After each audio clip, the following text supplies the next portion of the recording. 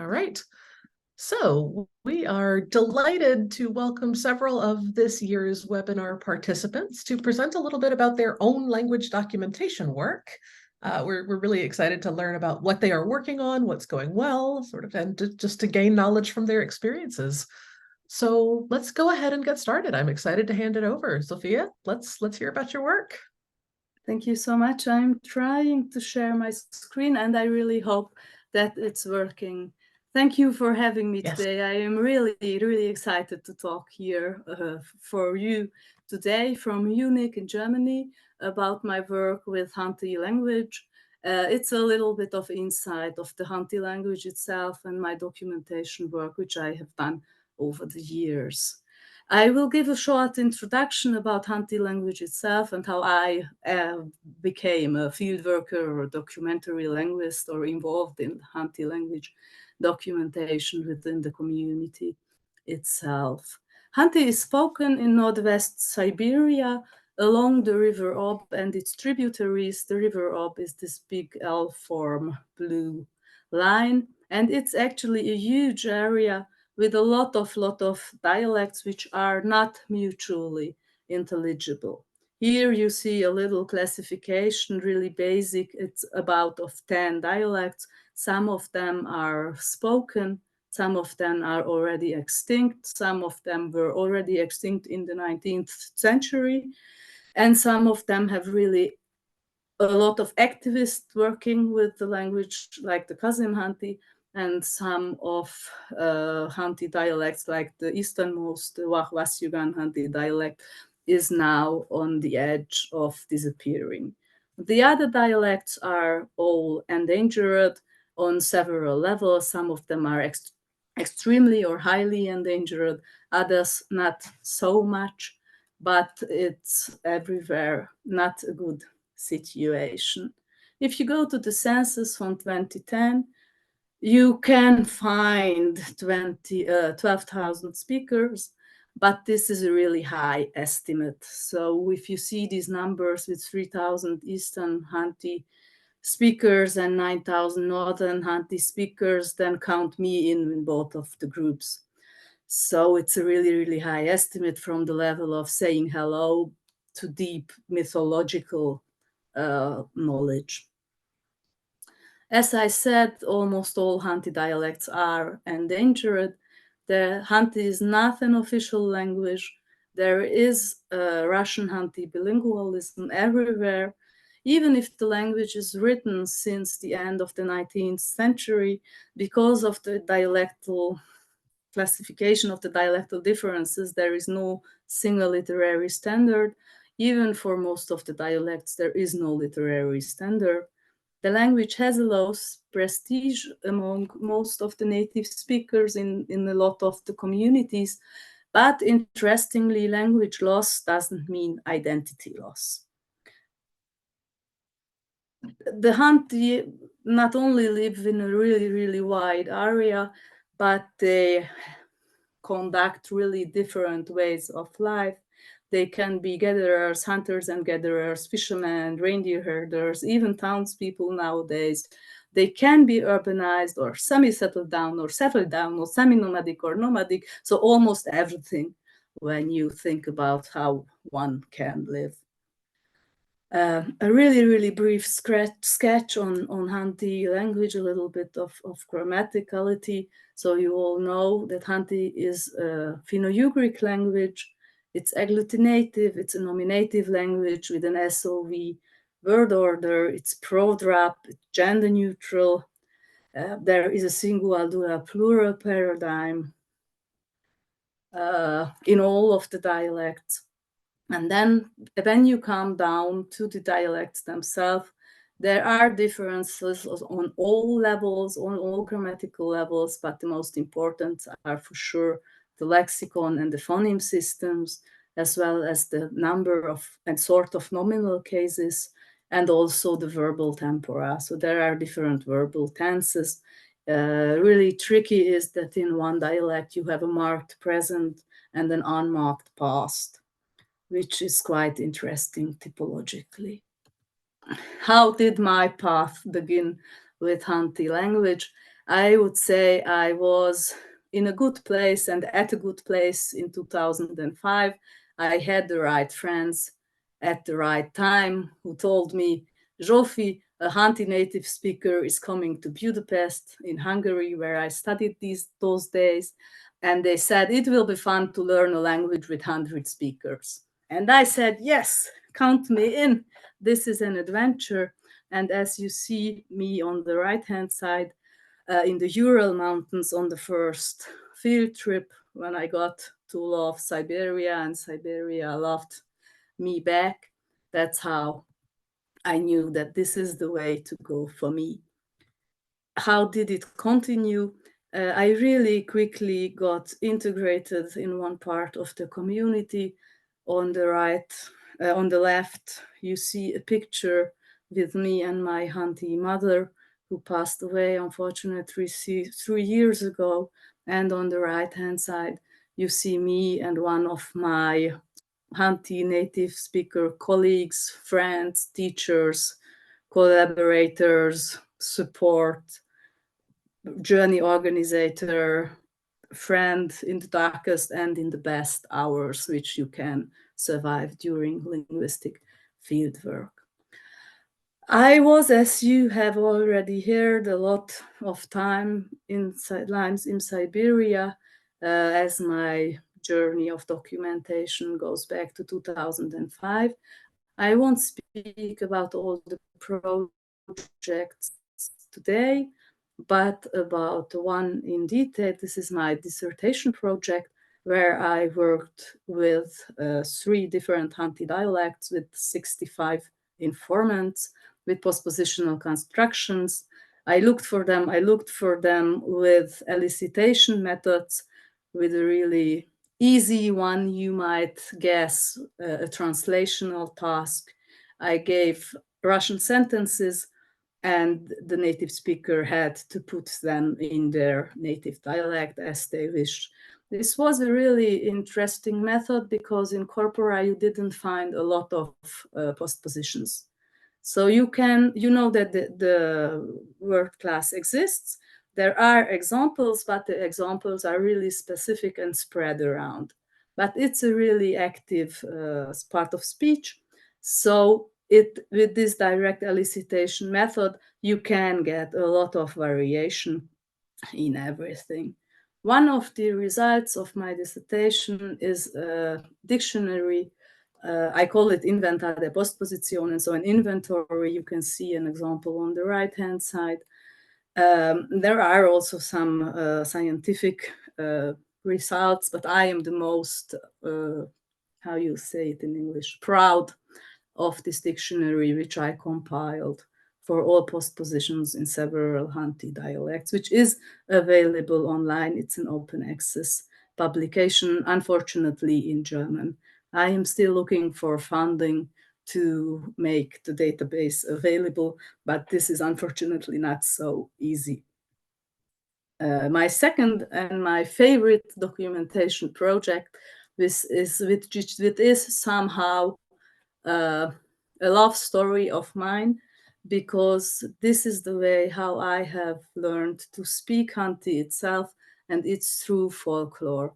I was sitting there and working with audio and translations and transcriptions, and while compiling this database, which is a folklore database of legends and tales available online on the homepage of the University of Munich, I was listening to the recordings, and after a couple of years of listening to them, I could rephrase everything and use the language itself.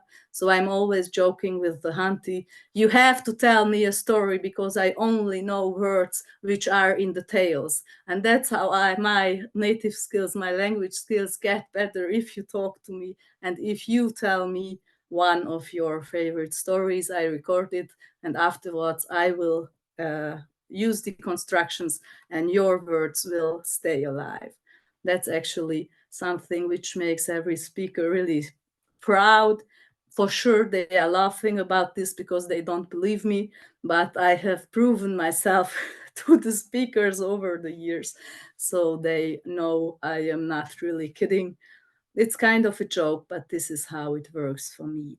The database depicts spoken language with speech disfluency, elision, and epenthesis. So even if it's a collection of narratives, it is really near on what is actually spoken, as it is not standardized and has a wide phonemic transcription with IPA symbols. The data is glossed and available online with different translations, metadata. The audio is also available, and the audio was segmented in Elan. If you go to the homepage, you have to go to the column on the left-hand side, and then linguistic section, text corpus, and Yugan Hanti. Then you get this wonderful table. If you go on the text, which has a mouse over function, you click, and then a new window pops up with the text and the whole new word. If you are interested in it, please feel free to listen to it. It would make me really happy. The collection of folklore doesn't end with this project, which ended in 2017. I am now working on further development of it with more tales and legends and personal accounts from more and other storytellers. It will be published, unfortunately, not end of this year, but next year, online and print. There will be an open access PDF in the publication of Kulturstiftung Sibirien. If you are interested in Siberian languages or languages spoken in Siberia, there is a lot of stuff on their homepage. I will make a different methodology with an orthography and with the written language standardized, so the community will see that their language is still valued and there is still something going on outside their borders too. There will be not only the Hanti text in extended Cyrillic alphabet, which they use actually, there is one from Agrafena Pesikova and Ludmila Kayukova, which I used, and they both helped me with the transcription and made the transcription and answered all my tricky questions in order to uniformize everything. And the storybook will have German translations and commentaries. Thank you very much for your time. I am happy to answer the questions if you have one. And thank you, Anna, for organizing this wonderful ELDP workshop. It was a pleasure to be a part and to listen to everything. I have learned much. Thank you very much. Thank you so much, Sophia. That was a fantastic presentation. And I don't think we've really had the chance to learn about languages in Siberia yet. So thank you for bringing another perspective from another region. We have a few minutes for questions. I see some appreciative comments in the chat. I'm just going to read one very nice one. Shashan says, how impressive. I'd heard of the Khanty language, but I had no idea it was in such good hands. Please accept my admiration from linguist to linguist. That's lovely. Thank you so much. Thanks, Shashan. All right, I see a question from Pius. Hi. Hi. This is great work, Zofia, and thanks for sharing with us. It's quite inspiring.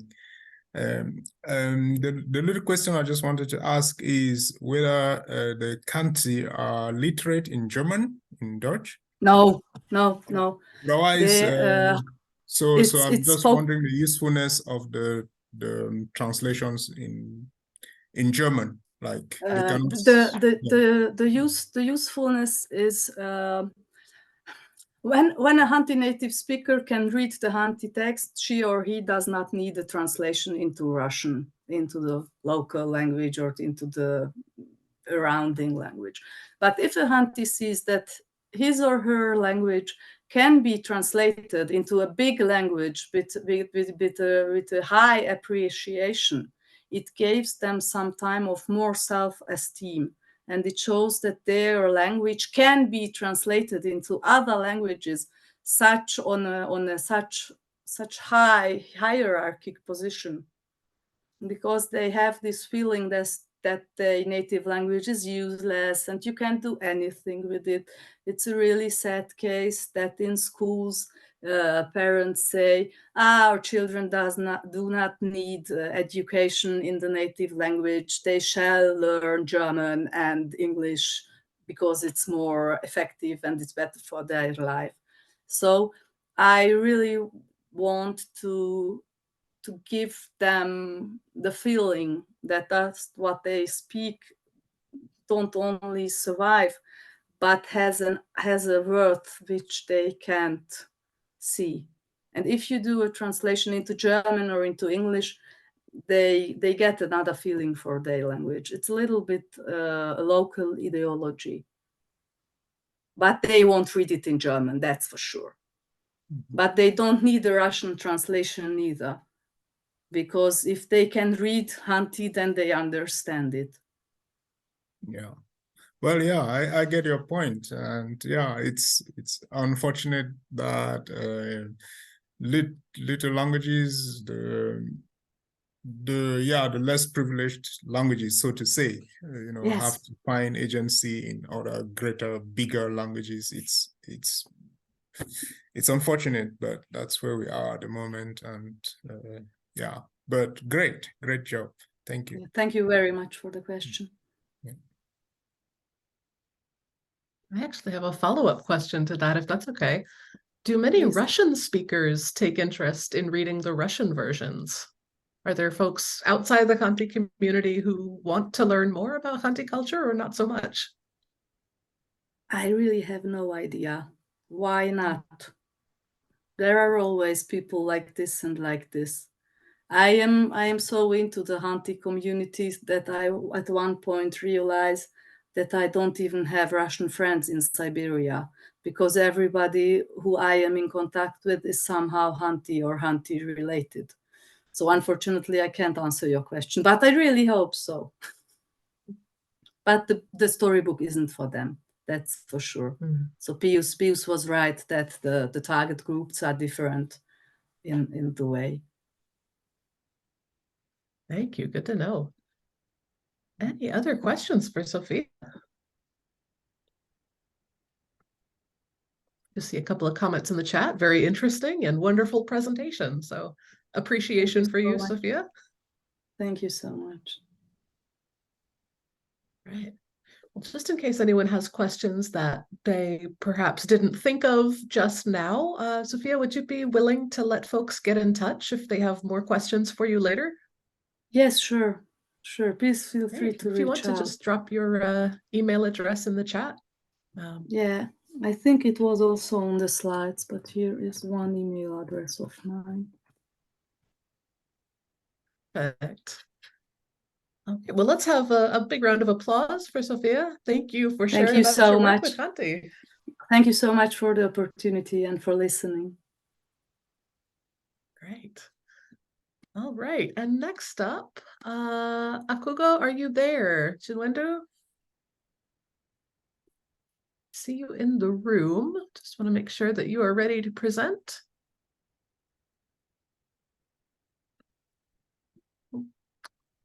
Not hearing anything back from you yet.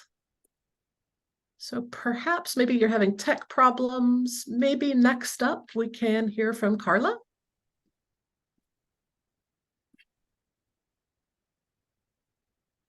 If you're ready, Carla. Yeah, of course. First of all, sorry so much. I'm really sorry because I'm sick, so I didn't have time to prepare anything.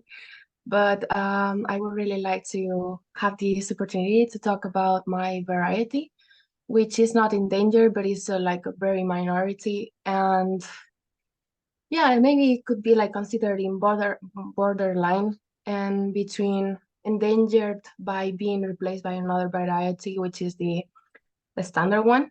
And so basically, I am a native speaker of Mallorcan Catalan, which is spoken in the island of Mallorca in Spain. And this variety has been changing, like it's very different from the one that is spoken in Catalonia, which is the predominant one and considered the standard variety of Catalan.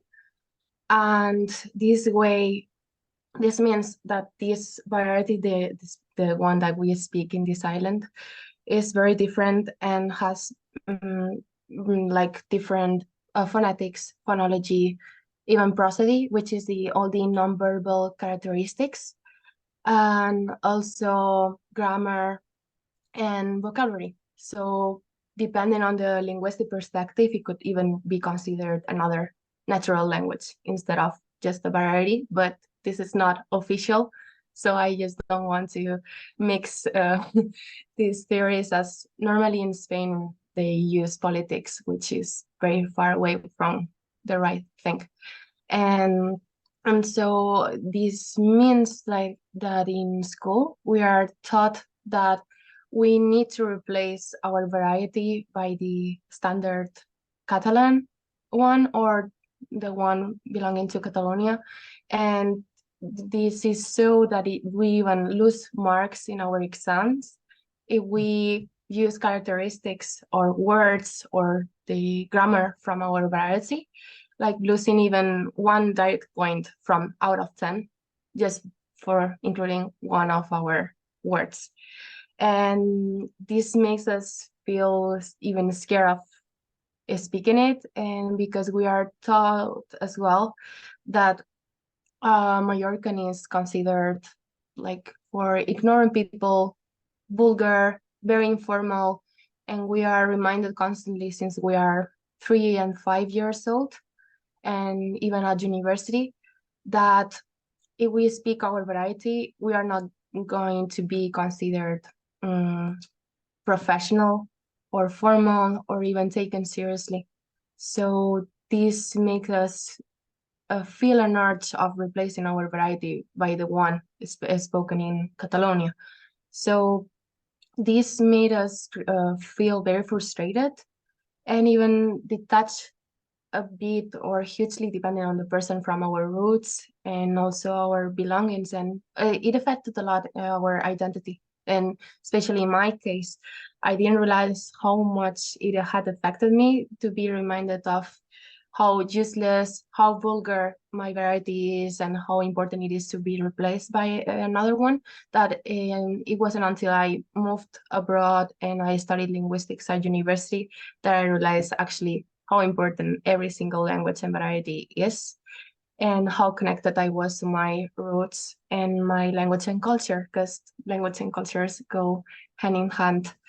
And so it was from that moment onwards that I thought, okay, I really want to create a project to prevent other children, like next generations from Mallorca, to feel this frustrated or detached from their identity and belongings, and not feeling ashamed of speaking Mallorcan, because that's something that we all have suffered and gone through. Because of course, when you are reminded this every single day at class, then when you have to speak to a Catalan person who also considered that our variety is less important or less formal or serious, then we immediately change the way we speak, like the articles, the vocabulary, the general grammar, and also we even try to speak with their phonetics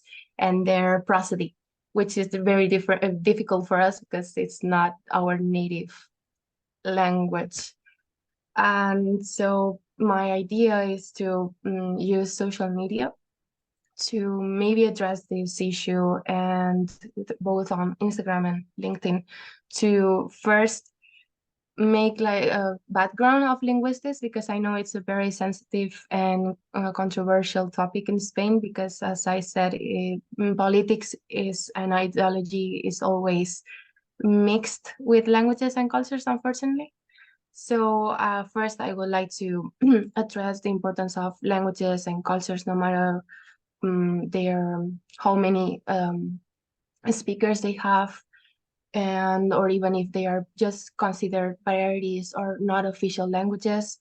And after having given this linguistic background and provided the sorry, all these awareness of any single language, then I would step into speaking and addressing directly from Mallorcan, and promoting the fact that we shouldn't feel ashamed, embarrassed, or any other negative feeling just because of the way we speak or the language or variety we use in our communication. And then I would try to also address the issue of being able to feel comfortable to use it in every single aspect of our lives, and not only with family or friends, but also being able to go to the supermarket or being at university and presenting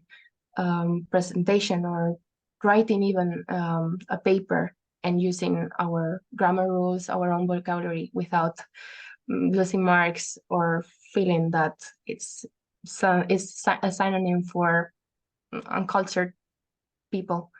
And so this is the project that I have right now. I'm planning and writing down a lot of ideas and processes to do, and which I'm planning on to start doing at Christmas, as right now I'm with an English exam like IELTS, and for my master's, and also with a Spanish language course, so everything I finish in 2 weeks.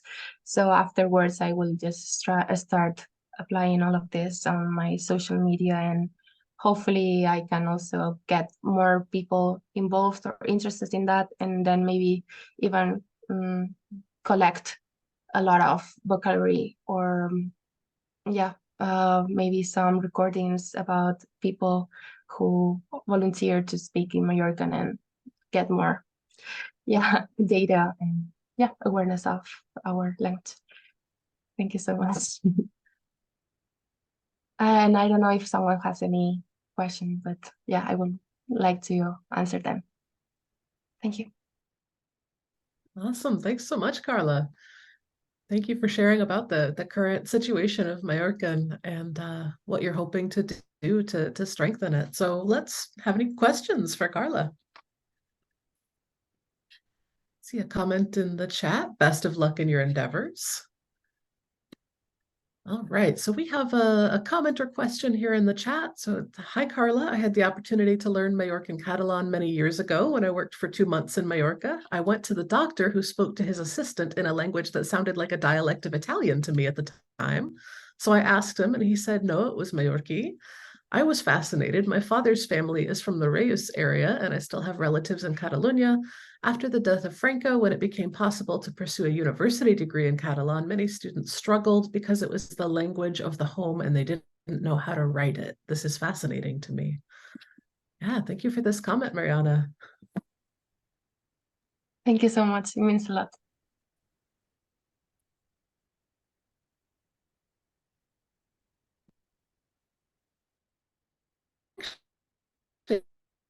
Have you heard of this project from the EU called Listen?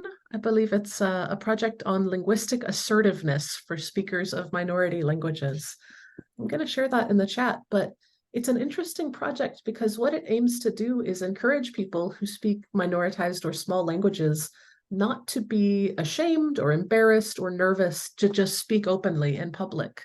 And not to feel like the only polite thing to do is to fall back to a majority language. And so another one of our revitalization mentors here at ELP, Alexandra, has worked on this with Irish, right? What does it take for someone to feel brave enough to just go into a store or a restaurant and speak to the clerk in Irish without falling back to English right away? And I wonder if you could tell us a little bit, how do you think speakers of Mallorcan would feel about just walking into a store and addressing a cashier in Mallorcan? Would they be afraid to do that? Actually, that's a very good question, because it's one of the most, the biggest issues in Mallorca right now, or in any island of the Balearic Islands, because as they are islands, each one of them has their own dialect or variety, actually, and with different vocabulary and even a bit differences in grammar. And the thing is that Spanish is considered important and the majority language. So this means that even though it's not written or taught anywhere, we don't feel comfortable to step into a shop and speak in Mallorcan. We normally find it out that the other person speaks Mallorca after years, or maybe after a phone call, or just because an old woman or man is there in the shop and they are having a conversation in Mallorcan. Then we realize, oh, they are also speakers of my variety, so I can also use it. But it's considered by anyone, unfortunately, very rude to go into a shop or the bank or anywhere and speak Mallorcan. And because normally people see it as a way of how did you know that I could speak Mallorcan, or was too brave from you to expect me to speak Mallorcan when we are actually in Spain. So no, please don't do it, or yeah, change it. And for me, I don't have any problem at all to change into Spanish, of course, because the other person may not know the language. But it's true that I would really like to go into a shop and just start, maybe say use the greetings in Mallorcan. If the other person replies in Spanish, then okay, I reply and continue the conversation in Spanish. But I don't know why people feel very afraid of even say hi, how are you, and in Mallorcan, and because it's considered rude. Like, it's a culture thing that is not written anywhere, and I would like to that's a change. Yeah, that takes time to change. There was a lovely music video that Alexandra shared with us a few months ago in Valencian. And it was just sort of a little sketch where someone walked into a shop in Valencia and overheard the clerk speaking Valencian. And then this music starts and they break into a dance number together and sing a song about how great it is to be able to speak Valencian in a shop. Like, I found someone else who speaks and we can talk in this shop now. I'll try and find that video and send it around to y'all, because it's cute, but it gets at exactly this idea of not being ashamed to speak in public. All right. Oh, yeah, I see a question in the chat from Shushan, and then Pius, you're next. So I see, what language family or group does Mallorca belong to? Is it similar to Catalan in any way? So it's just a Romanic language.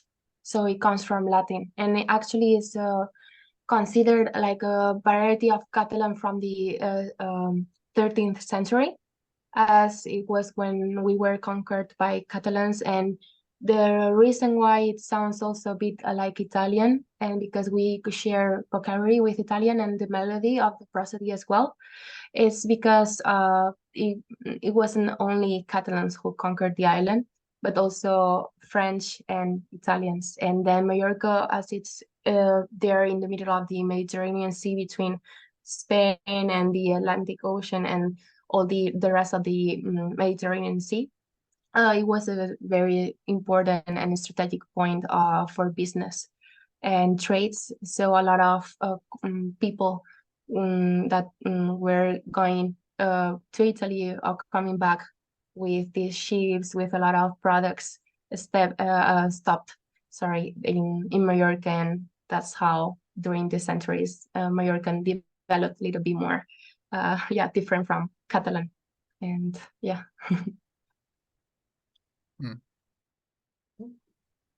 Thanks. All right, Pius? Yeah, thanks, Carla.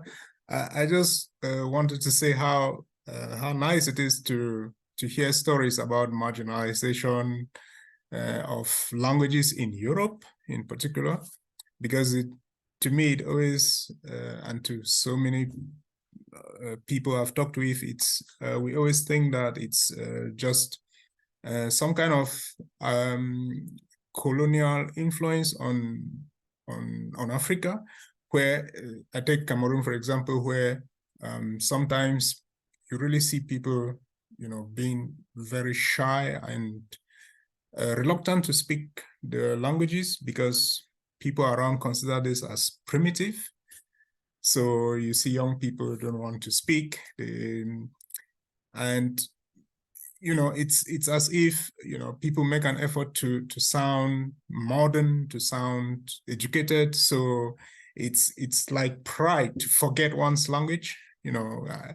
Like you see people can really make an effort to not be able to speak their language. Even those who know it, when they meet others, when they meet their peers in school or at university, they pretend that they can't speak their local language because of peer pressure.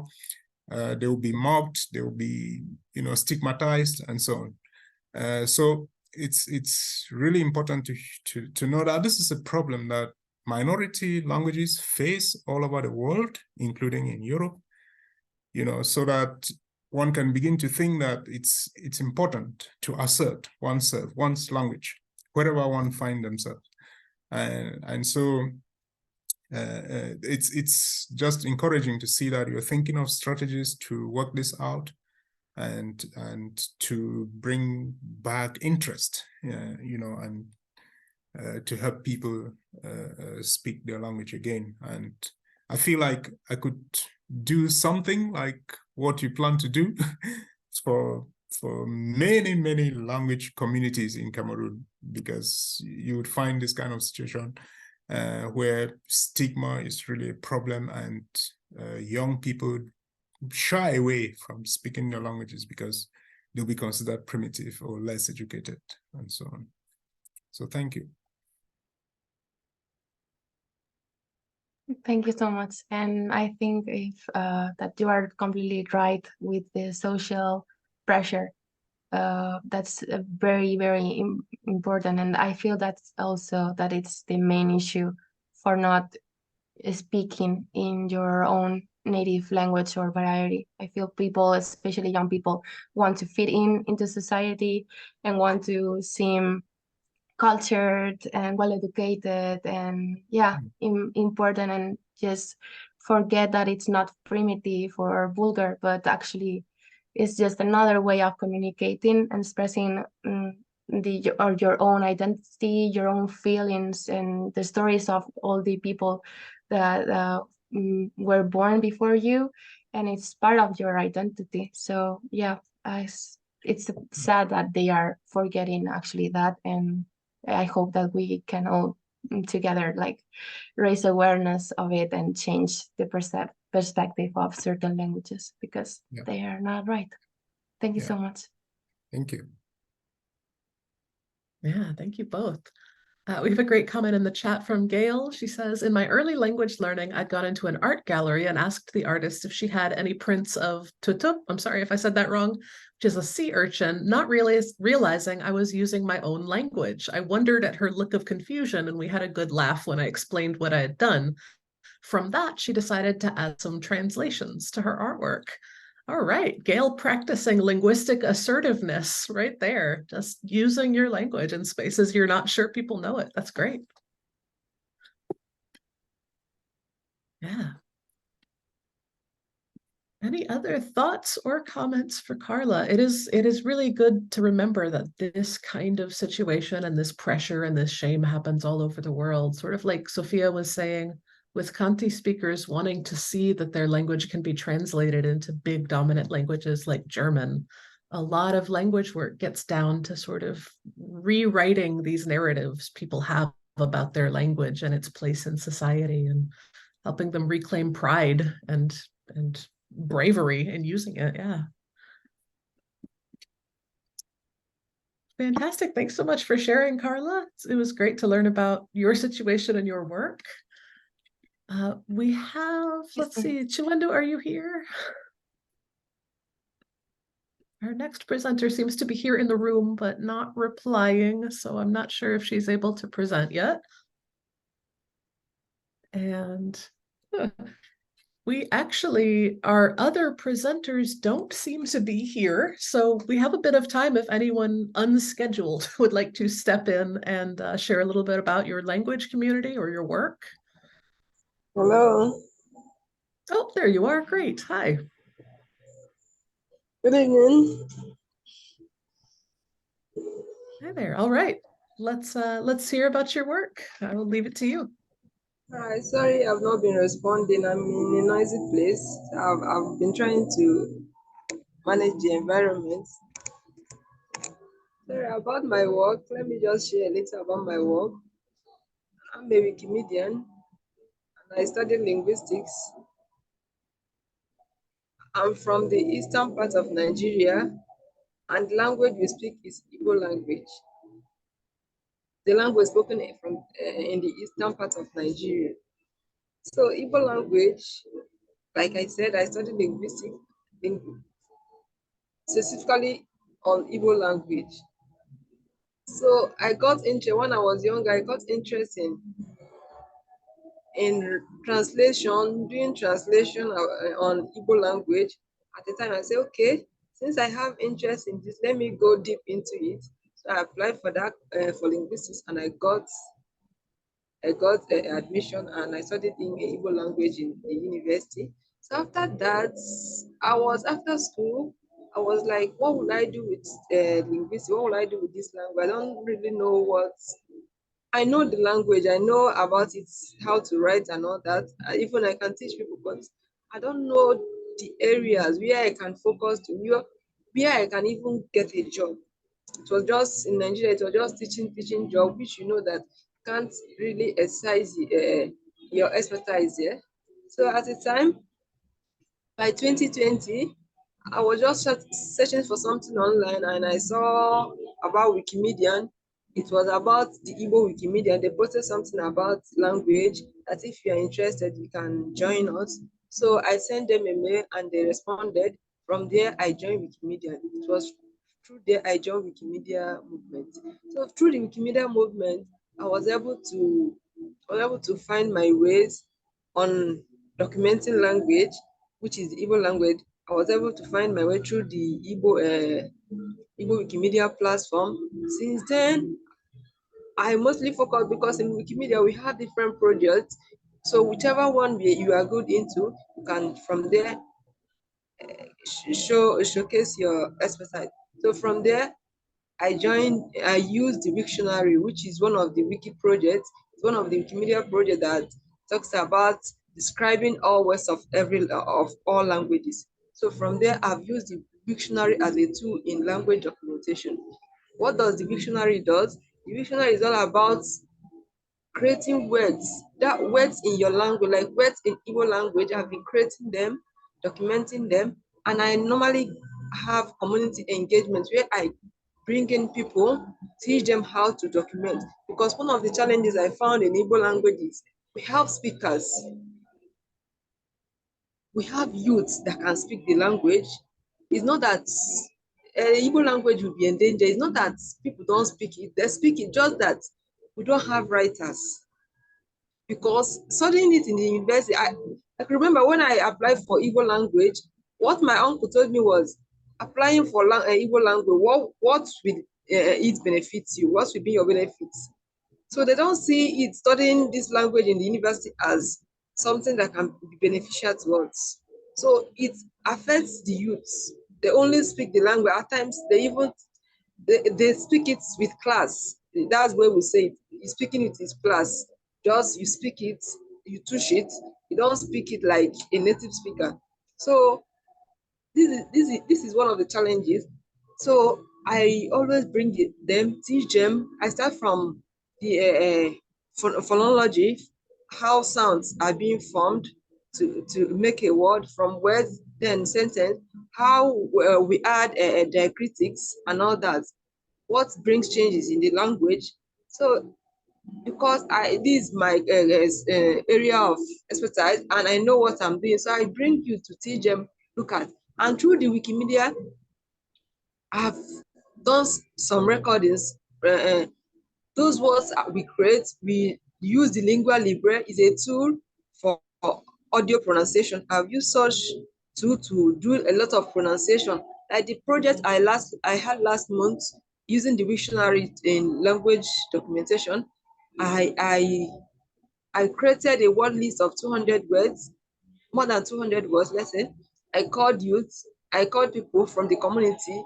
I taught them how to create words, how to write about the word, how to put their description, their pronunciation, their parts of speech, and how is the word is being used in other dialects. Because in Igbo language, we have a standard dialect and we have other dialects, so documenting it, we put other dialects, how it's being pronounced, so that it will be comprehensive to others. Even if we are talking about the standard dialect, we don't marginalize other dialects in the same Igbo community or in the same speech community. So that's how I've been working on language documentation. And thank you for this project. Since I joined this project, I joined it from Facebook, and I've learned a lot.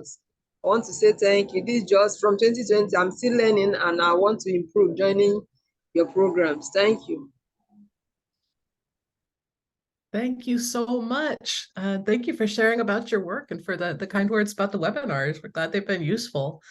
And thank you so much for sharing about the way that the Igbo Wikimedians have approached this. It sounds like this decision not to marginalize any dialects is very much needed, like in Majorcan. So perhaps you and Carla can talk a bit about how to raise social support for this kind of dialect equality across different languages and varieties. Yeah. Do we have any questions or comments for Chinwendu?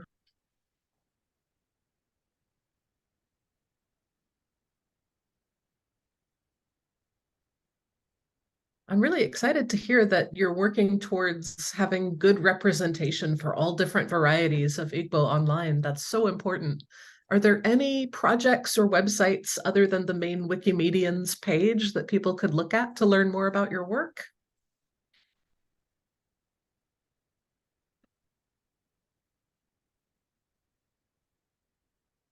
Yeah, we have, we have a lot of projects which I can't get the links now. I don't know. But online, we just when you chat, you type Igbo Wikimedia user group, you can send a mail, you will get their mail, and you can ask whatever question you have. Thank you. Great, thanks. And we also have a comment in the chat from Shashan. She says, stigma is, much to my regret, really widespread.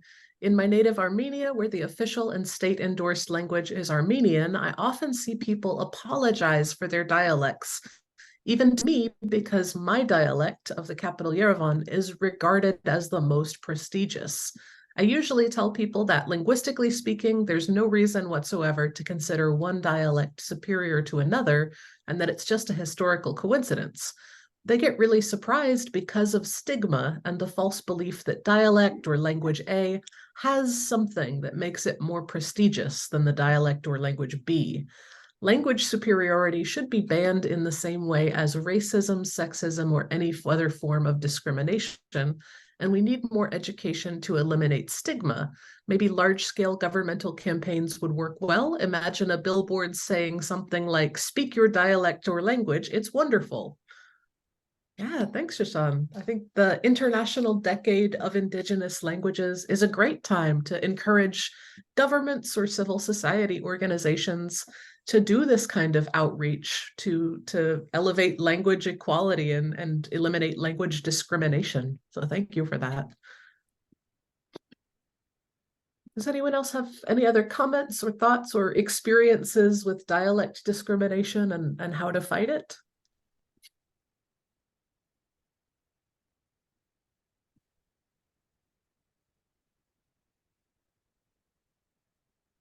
Yeah, it's a hard problem to solve. I think all of us will need to keep having conversations about battling. Linguicism is one word that's been used for language discrimination in a similar form to racism. I will also drop in the chat a nice little explainer piece about the concept of linguicism, this kind of discrimination. But it looks like, unfortunately, our other presenters were not able to join us today. So I think we will wrap up a bit early, but I just want to take this opportunity to thank everyone for joining us, not only for this final presentation session, but for the entire last 9 weeks of the documentation webinar. We covered a lot of topics and a lot of it was quite complicated. So please, at any time, if you have questions, if you go back and watch the YouTube videos and you think, I don't really get this, or I want to know more about this, please feel free to write to me or the other presenters at any time. We'll be happy to provide follow-up information.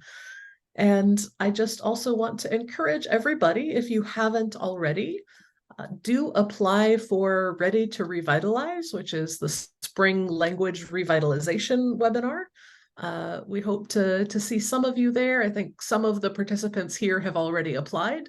So get your application in. Unfortunately, there are only 20 spots in this first round of Ready to Revitalize, but if we can show that there are a lot of applications and a lot of interest, hopefully we will be able to expand the program in coming years. Pius, were there any words you wanted to say about Ready to Revitalize as one of the instructors? Yeah, I think you've said it all. We look forward to having people who have interest in language work, like all these amazing participants who are here right now. So why not apply? It could be possible that one of the 20 spots would be reserved for you. So, yeah. Yes. Excellent. And we also encourage all of you to stay in touch in the Facebook group. I think all of us here bring a lot of really excellent knowledge and insight and experience. So don't stop getting in touch with each other and sharing your knowledge and ideas. I will drop the Facebook link in the chat as well, and you can talk amongst each other there anytime. But I just want to say a big thank you again from everyone at the Endangered Languages Project for being here with us during this 4th year, I believe, of language documentation webinars. It's been a treat to learn with all of you again this year. And we hope to see you at the next documentation webinar series next fall. Stay in touch, and we'll see you at other ELP events in the future. Take care, everyone, and have a wonderful weekend and a beautiful end of 2023. Thank you. Bye. Thank you so much. Bye.